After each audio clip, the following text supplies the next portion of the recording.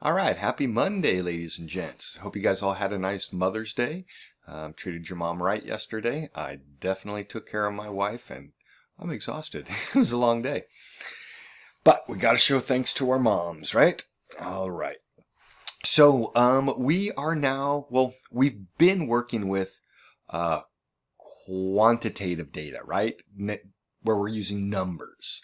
But now we're going to switch over to qualitative data.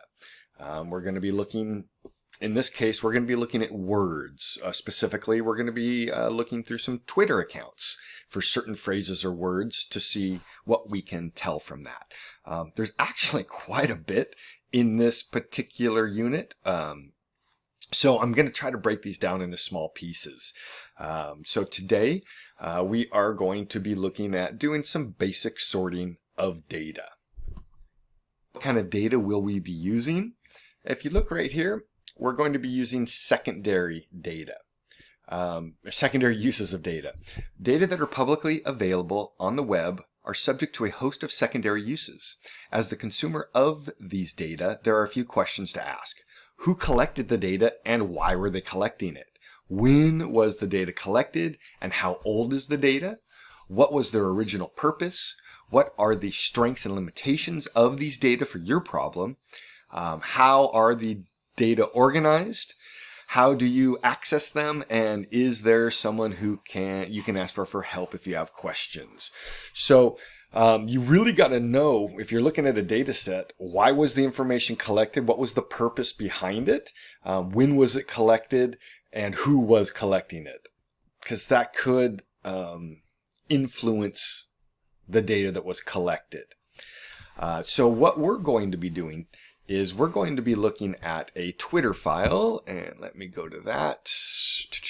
We're going to be looking at a Twitter file here, and if I take it down, you can see there's only about 350. This is actually a subset of the main data set, which had thousands and thousands and thousands and thousands of bits of data. So that would be a little challenging for you guys to work with. So you're going to be working with the Twitter with date file with about 350 units in it. Remember, I still think this is a really clean way to sort things inside of Google Sheets is to go to data, create a filter. So if you notice, it did not create the filters because I was up here. Just be inside of the data somewhere and then go to data, create a filter, and then you get all the filters going across. So we can filter it different ways. We can filter it based on the terms. So you can see some of the different terms that were used. We could sort it by longitude and latitude. So I go A to Z, right? And it's going to sort this by order of that. So that's the way you're going to be starting off, is just using your filters. And remember, you can do multiple filters. So maybe I just wanted to get rid of some of these items in here. I could click those, or if there's a bunch, you could clear them all, then just select the ones that you wanted.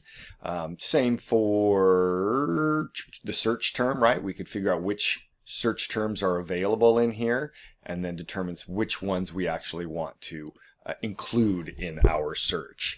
So let me get you over to the instructions.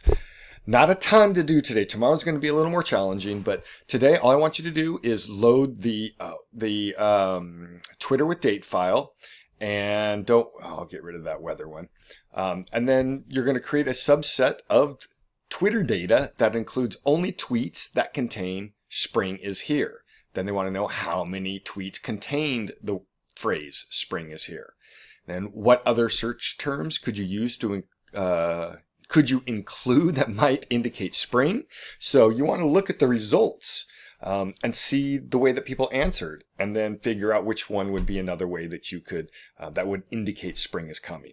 And then lastly, create a subset that includes spring is here and at least one other search term. And then how many tweets were added. So I showed you, I'm giving you a little hint, I showed you the best way to create that subset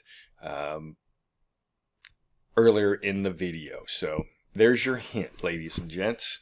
Hopefully this isn't too tough. Tomorrow's going to be a little more challenging. So good luck, ladies and gents, and we will talk to you tomorrow.